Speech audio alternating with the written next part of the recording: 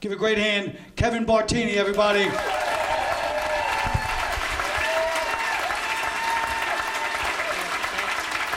Thanks, everybody. Colin Quinn.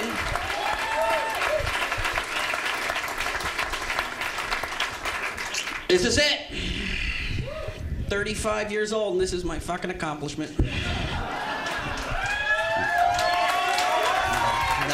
it's bullshit. It sucks. Are you kidding me? I was feeling cocky about myself, so I went online just to see what other people had accomplished by the time they reached my age. I've never felt like a bigger goddamn loser in my entire life. Let me give you some perspective on this. By the time he was 35 years old, Kurt Cobain had already been dead for 8 years.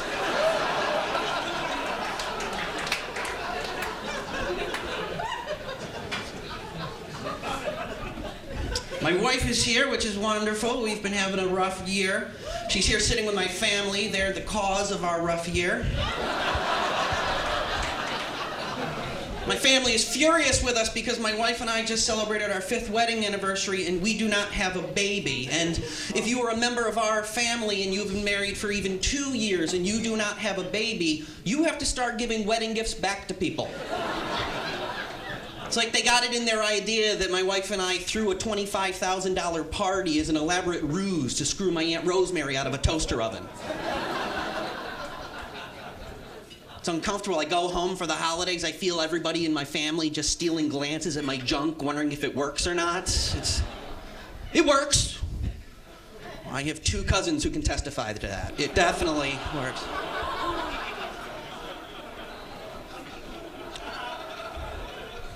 We don't have a baby because we don't want one. Can you believe that? That's right. Not yet, anyways, not yet. My wife and I decided we do not want to have a baby until we are absolutely certain that having a baby is the only thing that will save our marriage. I mean, don't get me wrong, I want to be a dad, just not yet. I want to have a kid when I'm 75 years old. Yeah, I want to have a kid when I'm 75, you know, that way it's just a 5 or 10 year commitment. We actually thought it would be a good idea to sit my parents down and just speak to them like adults and explain to them that we aren't gonna give them any grandkids. That was not a fun conversation to have. Looking back, I think my mother took it the worst. My mother tried to barter with us. She said, well, what if you were to conceive a child in a lab and I were to carry it to term for you? Wow, Mom, you really are the giving tree, aren't you? What a super generous offer for a postmenopausal woman to make. And believe me, as much fun as I'm sure would be to raise my brother's son,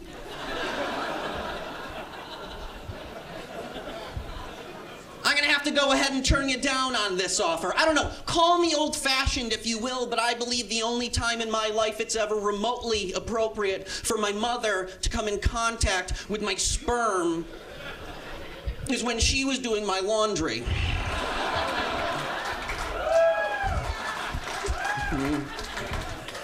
Ha! That's good. I got laughs and applause on that. Usually I get laughs and one groan from some woman who has a 12-year-old son back home.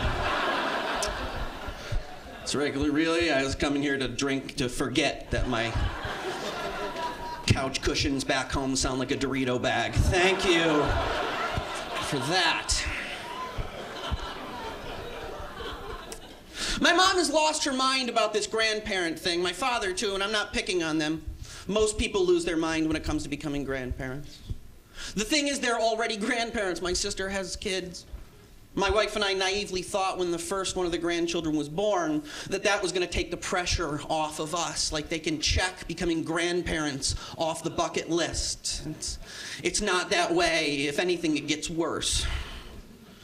They got like one whiff of new baby smell and they became like grandma junkie all of a sudden. Like, she's got knitting needle track marks up and down her arms. It's tough having a junkie in the family because you can't trust him. Last time I was home, I caught her trying to steal my wallet. She wasn't touching the money, she just wanted to poke a hole in my condom.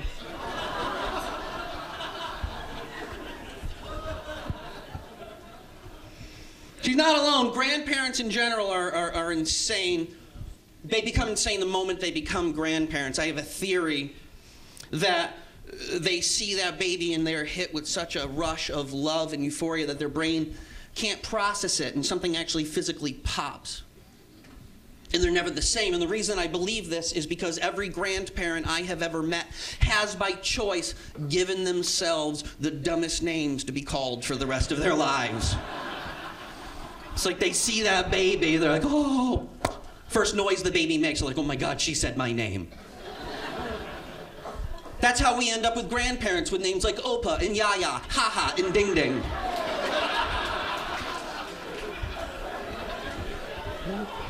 These aren't names you give the human beings. These are names you give the panda bears at the zoo. These are so terrible. They're like web pages, right? Where's Google? Oh, she went down to Florida with Yahoo. And the thing you don't realize in that moment is how much it affects that baby, because about 5-6 years later, they're going to have that moment where in front of their friends for the first time, they have to call you by whatever name you chose. And that's awful, because kids will make fun of them because kids are pricks. He's got a Mima, Kevin's got a Mima. Meanwhile, that asshole has a dim-dim back home, right? But it's make fun of me and my Mima who loves me. I tried to get out of it. I tried to beg out of it. I asked my grandmother when I was 7 years old, I says, can I please just call you by your real name? And she says, no, sweetie, no. You see, what we have is something very special, you and I. See, everyone else in the whole wide world, they get to call your grandfather and I Rita and Al, but only you get to call us Poo-Poo and Pee-Pee. All right, that's it for me. I'm out of here. I'm Kevin Bartini. Thank you all so much. Thank you. Kevin Bartini.